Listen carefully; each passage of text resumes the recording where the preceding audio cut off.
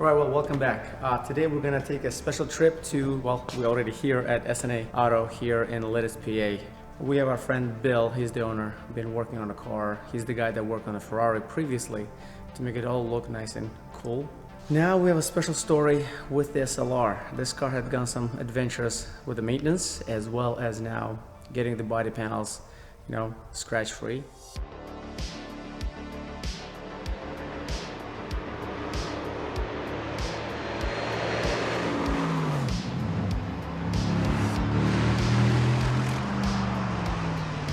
As you can see, the car has been taken apart to make it look better. So if you take a look at the engine bay, it's really nice and clean in general, but we're gonna actually work to make it even better. Those exhaust pipes that you see on both ends, they give up a lot of heat. And on this car, especially the early models, the 5, the 6, the 7, had this issue where the paint on the bottom of those panels would kind of bubble up, chip away. It's not a super huge issue. Most people that drive these cars don't drive it enough to get to the point. As we started working on the car, we realized that, well, why not take away that little scratch on the bottom of the bumper? Why not take care of this? Why not take care of that? And that's kind of brought us to this point where the car is now getting all of these panels brought up to just perfection. And once the final result is really going to be presentable, we're definitely going to show the car in its all glory. This is, I believe, a $58,000 hood, full carbon fiber SLR hood, and it had a little scratch right here and something else on one corner, just a little bit of a scratch, but to make it perfect, it had to be taken off the car. There's a few parts over here on this side. If you can follow me, I'll show you the side panels. So here we have the front bumper, the lower lip, the grills for the side vents for the exhaust, as well as the actual side panels. Now, I believe the bumper is about $8,000. This little plastic piece is about $2,000. This piece itself, without the aluminum little metal pieces, is about $2,500 each. And then the actual little gills, if you will, of the aluminum metal pieces that go on top of these, they are, how much were they, Bill? $9,000 each. So these are some of the costs associated with Mercedes SLR ownership, and that's why you don't see a lot of them on the road. Nobody want to drive them because the maintenance is killing you. So, and here are these side panels. I know it's not easy to visualize them, but these are the panels that go on the right and left, as well as these vent panels for the exhaust. First time I saw this car in this condition, it was quite scary. You don't want to see a $350,000 car taken apart, but it was necessary to do the quality job. Now this hood, that as I said earlier, is a $58,000 hood for the used part. I'm not even sure what the brand new one's going to cost. If you're going to take a look at the car, you'll probably notice, and I'm not sure how good the camera is going to show that, but the wheel on this car are not the right color. We decided to just completely refurbish, refinish them to the original color, to the original condition that these wheels were. By the way, on sun, these wheels look incredible. And you can actually clearly see here how much carbon fiber has been used when this car was produced. But here you can see, look at this, the heat shielding that this car has. It's absolutely stunning how much thought went into this to kind of package it as well as managing the heat. But regardless, you cannot escape the physics. There's so much heat being produced that all the parts around it being affected. Also, you're probably gonna see on the engine, it has these little vents looking stuff. Well, actually they do vent out heat. So on the hood, you'll see some of those like little gills. And if you're sitting in traffic and you're looking ahead, you can see that heat just coming out of those holes, and it's pretty interesting to see it. First time you see it, you think something is burning, but that's actually normal. A few other things on the car that you're probably going to be kind of surprised about, like the dipstick that's actually right here. I was actually incredibly surprised to find out how engine was placed in the car, how far back it is. Here's the center line, and I know some of you probably seen this online on videos. You can see where the radiators are, and then the air box. And this is actually functional. The actual Mercedes badging on this is the air intake. It goes right through here into the supercharger bay. The size of the boot on this car is pretty big, but size of the actual, the rear windshield is not as big as you think. In fact, looking back at the rear view mirror, you cannot see much out of that rear view mirror when you're driving this car.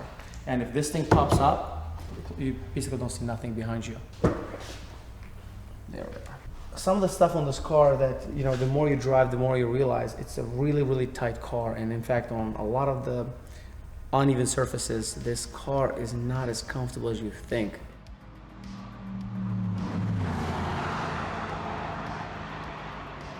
Ferrari 599 is a lot more comfortable to drive than this. This car cannot be described without its awesome doors. You know, when you pop these doors open, it definitely gets the attention. But it has its goods and bads. Getting into this car is really hard, actually.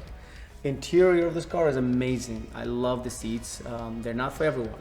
It is not a comfortable ride. If any one of you ever driven in a nice GT, you would probably get used to that comfort, right? But this is not as comfortable. Any journey that takes more than 3 hours, you will be regretting it.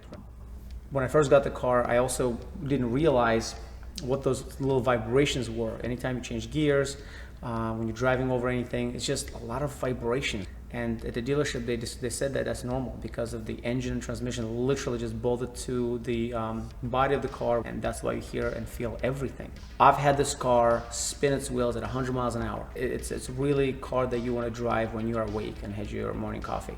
Interior, when you're going to take a look at the interior, it's a little bit out of date.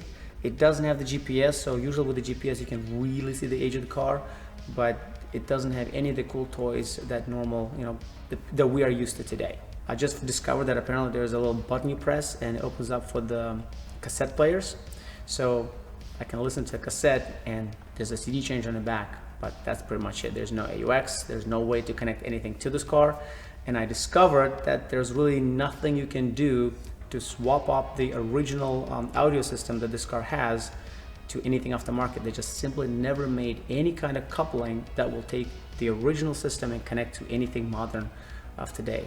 So I left it the way it is and decided to rock some nice earphones. With this engine that pumps out nearly makes no difference of 620 horses and 575 torque, you really have to take it easy. You really want to make sure your steering is straight when you're going to put that pedal down. Other cool things about the car is the very fact that when you drive this car, you're pretty much invisible to everybody around you. I feel much safer to park this car. When you park this car on the street, again, not many people really notice it. They just see a pretty, two-door car. That's pretty much the extent of it. It's not going to be the star of the show for sure, but then on the drive home, you're going to be less likely to be pulled over. In general, this is not a bad car. When I got the car, I didn't really see any problems. We did the inspection on the car. It was really a good buy to buy. I noticed when I got the car, I was driving it, every time you press the brakes, there was a bit of a squeak coming out of it, right? The rear brakes squeaked a little bit. About a week later, I get a call from a technician. For the brake, for the rotors and pads, just for the rotors and pads of this car, for $58,000. Kid you not, $58,000 just for the rotors and pads for this car. Obviously, I said no to that. I said it's a down payment for a nice house. There's no way I'm going to spend that. I said, are there any other ways? Well, McLaren recommends that you get up to certain speeds and you do hard braking. Now the procedure is really that simple. You're really getting up to like 170 miles an hour and you just slam the brakes until you stop. And then you do it a few more times until your brakes are basically on fire.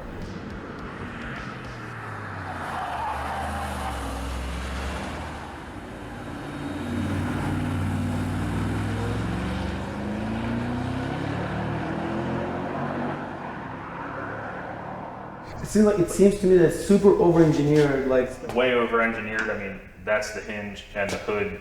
That big flat hood is held on with 2 pins. That's it. One or two? Just 1 pin on each side. Oh wow. And that's it. Anything else that you came across with this car that was to you a bit of a challenge? Like I know the side pods. I was going to say the known issue of the side skirts with all that heat. You'd think they'd have a little bit more heat baffling or some kind of insulation on the side skirts, but there's just nothing there. I cannot trust no one else but you to get this car to its showroom quality. So just we appreciate it. Yeah, absolutely. We appreciate it. A local guy that does the good job for all of us. I really hope you guys enjoyed the story with this car, and you guys are going to share some of the stories we're going to post and take the car on adventures. So here's SLR McLaren. We're still working on it to make it perfect, and we're going to be keeping you guys in the loop as we get the progress done.